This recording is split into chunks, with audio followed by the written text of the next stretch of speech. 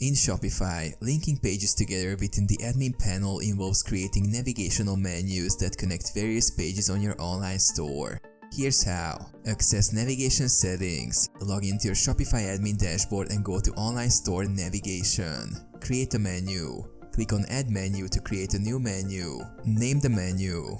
Add menu items. Select the newly created menu and click Add menu item. Enter the name of the page or link you want to add.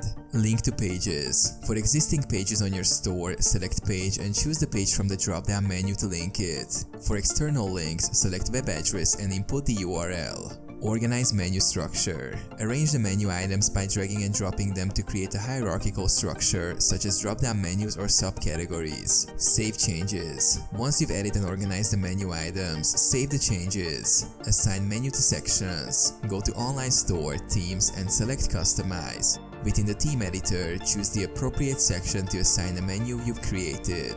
Preview and publish. Preview your changes to ensure the navigation is as intended. Once satisfied, click Publish to make the menu live on your store.